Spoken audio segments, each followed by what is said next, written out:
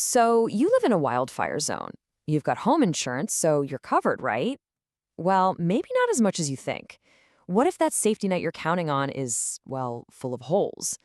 Today, we're going to talk about that huge gap, the one between what your policy says it covers and what actually ends up in your bank account after a fire. Wow! Yeah, this quote right here, it hits the nail on the head, doesn't it? I mean, you pay those premiums year after year thinking, I'm protected.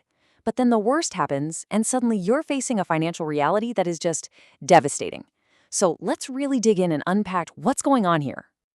All right, so here's our game plan. First up, we're going to expose what I'm calling the insurance illusion. Then we'll get into the real science of how homes burn, and it's probably not what you think.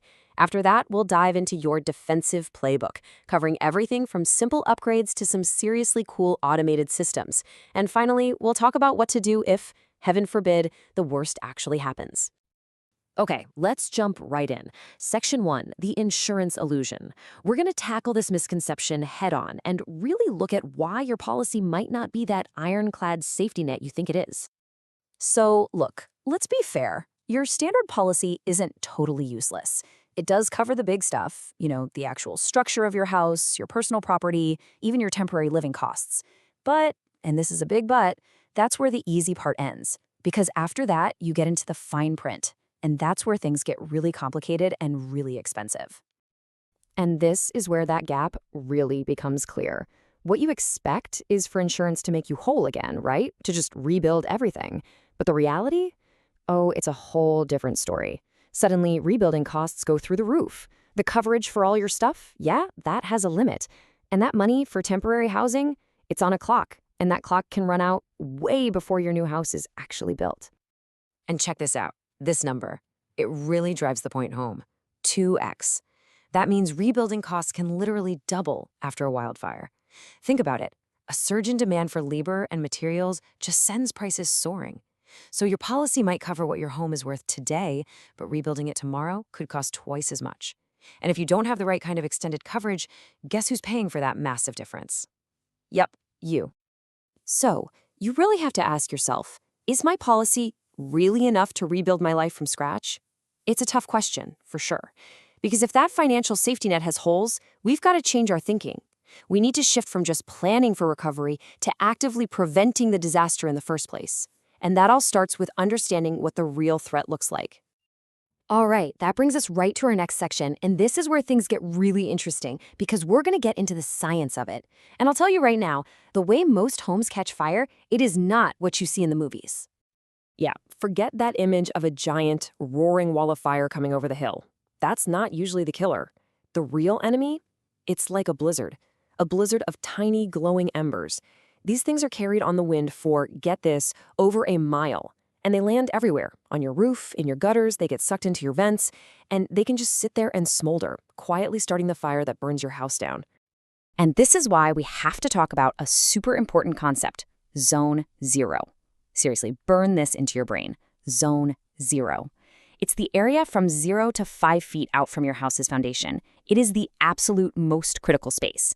If an ember lands there and finds anything flammable, we're talking dry mulch, a wood fence touching the house, even a doormat, your whole home is in serious trouble. Defending this zone is job number 1. Period. Okay, so we've talked about the scary stuff, right? The financial risks, the ember blizzard. But now for the good news. And it's really good news. You are not powerless here. This next part is all about being proactive. It's about the steps you can actually take to build a really powerful defense for your home. This is what experts call home hardening. It's basically like putting a suit of armor on your house. So what does that look like? Well, you start at the top with a Class A fire-rated roof. That's the best you can get. Then you move to things like ember-resistant vents, which are designed to stop those tiny fire starters from getting into your attic or crawl space.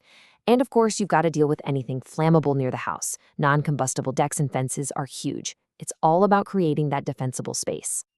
And here's the best part. Getting prepared actually pays off. I'm not just talking about peace of mind. I'm talking about cold, hard cash. Insurance companies are actively rewarding homeowners who do this stuff. So making these upgrades doesn't just make your home way safer, it can get you some serious discounts on your insurance. And honestly, in some parts of California, it might be the only way you can get coverage at all. Okay, so home hardening is like putting on armor. It's passive defense. But what if you could give your home a shield and a sword? An active, intelligent defense system that fights back? Well, that's exactly what we're talking about next. Meet the automated guardian.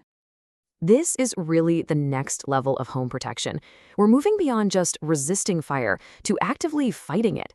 These are automated systems, like the one from fire roofs, that are designed to jump into action and defend your home long before firefighters could ever get there. So, how does this whole thing work? It's basically a three-step defense. Step 1, early detection. The system uses AI and a bunch of sensors to sniff out the signs of a wildfire: heat, wind, embers, the whole deal. Step 2, automatic activation. The second it detects a threat, boom, the system kicks on. It deploys sprinklers and even firefighting foam, hitting your roof, your eaves, and that all-important zone 0. And step 3, active defense. It creates this protective bubble of moisture around your home that basically snuffs out embers on contact and gives you a massive leg up on survival. And these things are built tough for the absolute worst-case scenario. It can connect right to your swimming pool or water tank. It's got its own backup power, so it still works when the electricity goes out. It uses real-deal Class A firefighting foam. And you can even monitor and control the whole shebang from an app on your phone. I mean, it's about as comprehensive as it gets. Okay, now look. Even with the best defenses in the world, nothing is ever 100% guaranteed. So we have to talk about what happens if the worst happens. Let's move to our last section, your post-fire playbook. Being prepared for the aftermath is just as critical as being prepared for the fire itself. All right, listen up, because this is crucial. If you ever have to file a claim, 2 words: speed and documentation. The very first thing you do is call your insurance company immediately. Then, before you move a single thing, document everything. Take photos, take videos from every angle. This is your evidence.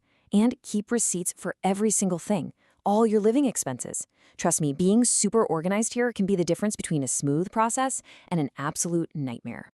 And for all you California homeowners, here's a huge piece of information you need to know.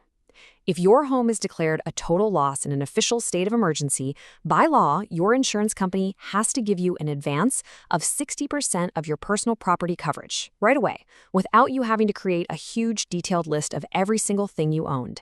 That is immediate cash to help you get back on your feet. So let's bring this all home. What's the big takeaway? It's this. Your insurance policy is a financial tool. It's for recovery. It is not a physical shield that protects your house. And in a world where wildfire risk is only going up, just sitting back and relying on that policy is a huge gamble. Being proactive, taking defensive action, that's the new normal. And man, this quote just says it all, doesn't it? The best claim is the one you never have to file. It's so true. The goal isn't to get a big check from the insurance company. The goal is to have a home to come back to. And so that's the final question I want to leave you with.